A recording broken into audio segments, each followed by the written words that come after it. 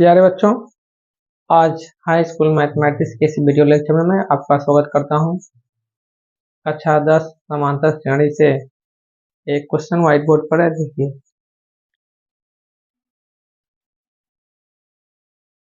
कह रहा है किसी एपी के चौथे और 8वें पदों का योग कितना है? 24 है।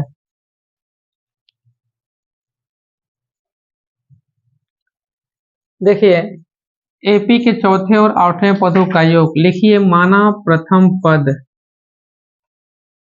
माना एपी का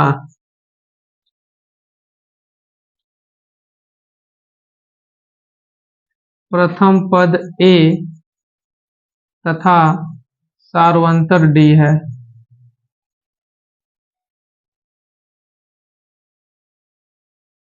एपी मतलब एरिथमेटिक प्रोग्रेशन, इसका मतलब होता है समांतर श्रेणी। एरिथमेटिक मतलब समांतर, प्रोग्रेशन माने श्रेणी। प्रथम पद ए है तथा सार्वंतर क्या माने हैं? डी माने हैं। कह रहा है प्रश्नानुसार, यहाँ पर देखिए, लिखिए प्रश्नानुसार।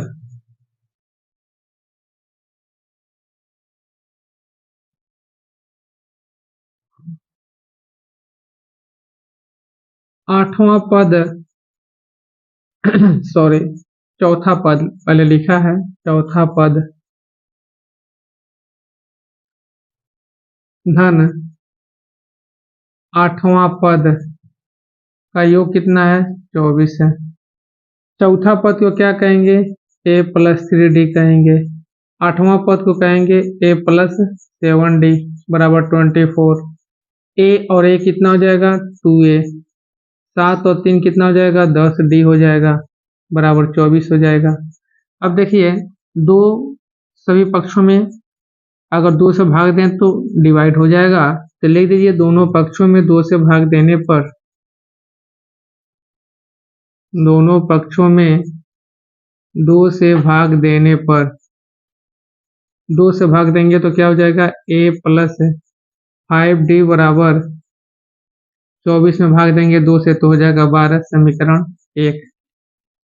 यह प्रश्नानुसार प्रथम शर्त से, यहाँ पे लिख लीजिएगा प्रथम शर्त से, यानी प्रश्न में 2 शर्त दिया है। प्रथम शर्त से यह था, अब द्वितीय शर्त से लिखिए।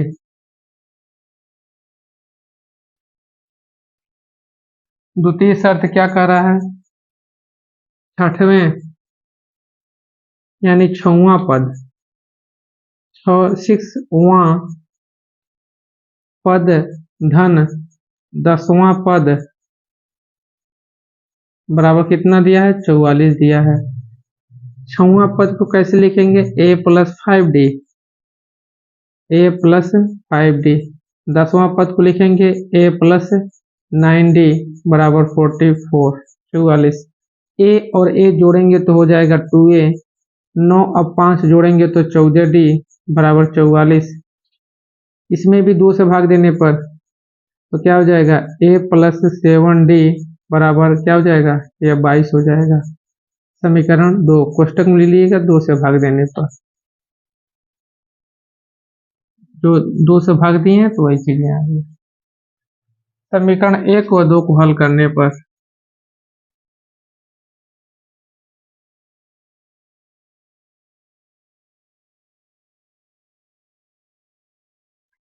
पहला समीकरण क्या है?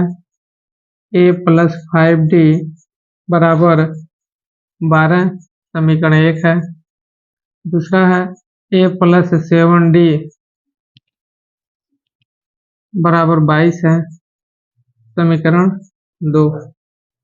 अब देखिएगा, यहाँ भी प्लस है, यहाँ भी प्लस है, ठीक है, और दोनों का गुणांक 1 1 है, यानी कि एक प्लस हो एक माइनस हो तभी डिवाइड होता है, कैंसिल होता है। तो यहाँ पर लिख देंगे कि घटाने पर, माइनस प्लस है तो माइनस, प्लस है तो माइनस, कट गया।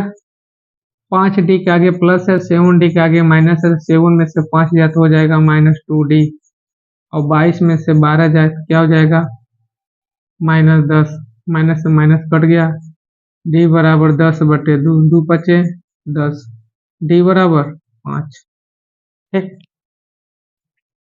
डी का मान अब समीकरण 1 में चाहे 2 में किसी में भी रख सकते हैं, तो लिखेंगे डी का मान समीकरण 1 में रखने पर, तो ए की जगह पर ए रहेगा, 5 डी की जगह पर 5 है बराबर 12, तो 5 25 बराबर 12, ए बराबर 12 माइनस 25, तो 12 में से 25 घटेगा नहीं, तो 25 में से 12 घटाएंगे तो -13। ए का भी मान निकल गया, डी का भी मान निकल गया। अब हमको क्या ज्ञात करना है, इस एपी के प्रथम 3 पद और ज्ञात कीजिए। 3 पद ज्ञात करना और नहीं है, स्टार्टिंग से 3 पद ज्ञात करना है, इसलिए एपी के 3 पद कौन कौन होगा, ए प्लस डी, ए प्लस 2d, ए का मान -13 कामा ए का मान -13, डी का मान 5 कामा -13 धन 2 गुणे 5, तो -13, 13 में से 5 जा -8, -13 2 पचे 10, तो हो जाएगा -13 -8, 13 में से 10 जा -3, यही क्या हो जाएगा, आंसर हो जाएगा। ठीक है, दिखाई दे रहा।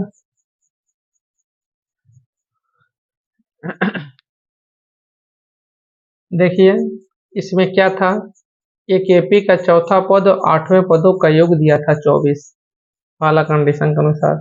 दूसरा कंडीशन क्या था कि 6वां और 10वां पद का योग दिया था कितना, 44।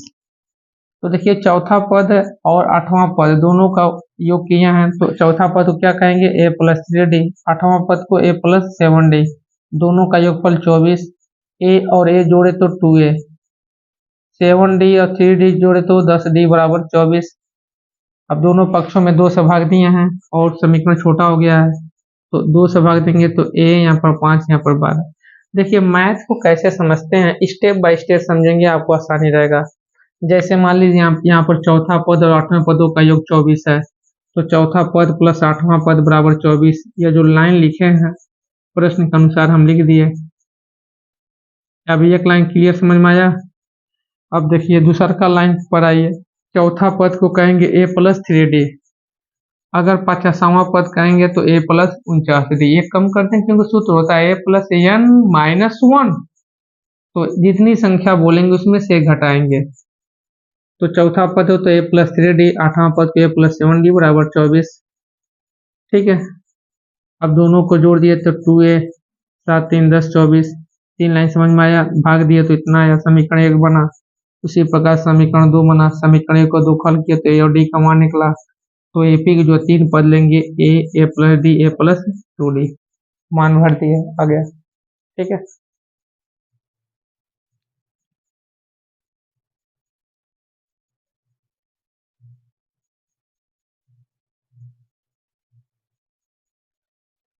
अगला सवाल है, किसी समांतर श्रेणी के 7वें पद का 7 गुना, ध्यान से देखिएगा, देखिए 7वां पद, 7वां पद का क गुना, 7 गुना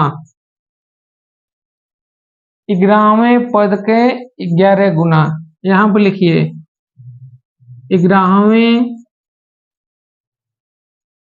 पद का 11 गुना, आपस में क्या है, प्रश्न कर रहा है बराबर है, और जब बराबर है तो देखिए 7वां पद को कैसे कहेंगे, a + 6d,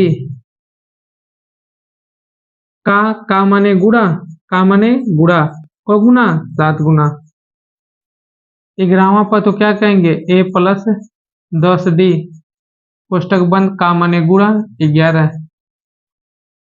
देखिए 7 का गुणा जब a में करेंगे तो हो जाएगा 7a, और 7 का गुणा 6 में करेंगे तो 7 छक्का 42d, 11 का गुणा a में करेंगे तो क्या हो जाएगा 11a, 11 का गुणा 10 में करेंगे तो क्या हो जाएगा 110d, बात समझ में आया। अब देखिए लिखेंगे 7a - 11a, ठीक है, बराबर 110 डी माइनस 42 डी, 11 में से 7 जा माइनस 4a।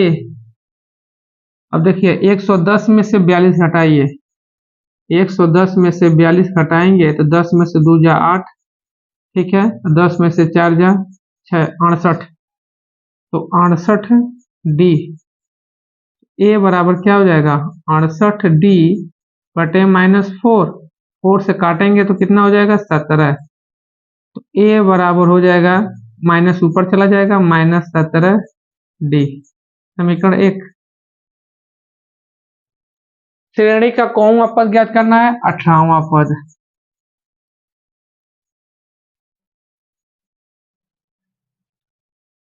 लिखेंगे 18वां पद, 18वां पद क्या कहेंगे a प्लस 17d। ए का मान कितना है बताइए, माइनस 17d है।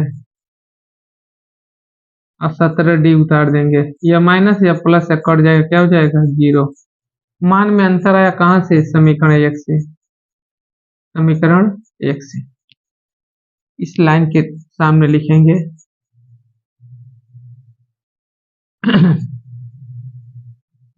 यही आंसर हो गया। एक बार फिर से समझ लीजिए। प्रश्न कह रहा था किसी समांतर श्रेणी के 7वें पद का 7 गुना 7वें, वहां 7वें ऐसे लिख दीजिए, 7वें पद का 7 गुना 11वें पद का 11 गुना आपस में क्या है, बराबर है। तो 7वें पद को कैसे लिखेंगे, a प्लस 6d लिखेंगे, का माने गुणा होता है, 7 गुना मतलब 7 हो गया। 11वें पद को क्या लिखेंगे, a प्लस 10d, का माने गुणा 11, ठीक है। 7 का गुणा a में करेंगे तो 7 है, 7 छक्का 42d। 11 का गुणा a में करेंगे तो 11 है, 11 का गुणा 10 में करेंगे तो 11 धाम 110d। ए वाला पद एक तरफ लाइए, डी वाला पद एक तरफ लाइए, तो 7a 11 इधर आ जाएगा, यहाँ बचा 110d, 42d इधर आएगा तो माइनस 42d। 11 में से 7 है माइनस 4 है, 110 में से 42 गया तो 68d। ए रुक गया, माइनस 4 कहाँ गया, नीचे आ गया, तो 4 से डिवाइड किया तो 17, माइनस ऊपर चला गया, ये बराबर माइनस 17d। जब स्टेप अगर आपको एक एक लाइन समझ में आ रहा है कि यह लाइन कैसे लिखा गया है, इसके बाद यह लाइन कैसे लिखा गया है, इसके बाद यह लाइन कैसे लिखा गया है, तो आपको मैथ आ गया। इसमें कोई दुविधा नहीं है कि आपको मैथ नहीं आएगा। अगर स्टेप लाइन समझ में आता है तो समझिए हमको मैथ आ गया। स्टेप बाय स्टेप समझते जाइए। अगर आपको यह मन में दुविधा हो रहा है कि सर यहाँ पर 11 है तो यहाँ पर 110 कैसे आ गया, तो 11 इधर आया भाई साहब, देखिए 11 ए इधर आया है, 110 डी लिखे हैं तो 42 डी इधर आया है। यही तो है मैथ में, जब आप line by line step by step समझ गए आपको एकदम आसान हो गया। पूछ रहा है 18वां पद बताइए, तो a प्लस 7d 17d लिखेंगे। a का मान समीकरण से क्या है, माइनस 17d है, ये क्या है प्लस 17d, कट गया, क्या हो गया 0 वहीं पर, ठीक है।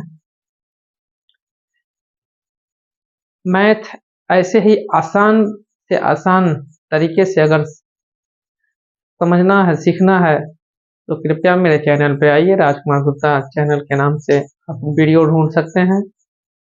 अब कंटिन्यूअस वीडियो अपलोड हो रहा है, ठीक है। आपको हाई स्कूल और इंटर की गणित अब पर डे एक एक वीडियो जरूर अपलोड होता रहेगा। अगर आप मेरे चैनल पर नए हैं तो कृपया मेरे चैनल को लाइक, सब्सक्राइब और शेयर कीजिए, ताकि अन्य बच्चे भी चैनल से आसान मेथड से गणित सीखें। धन्यवाद।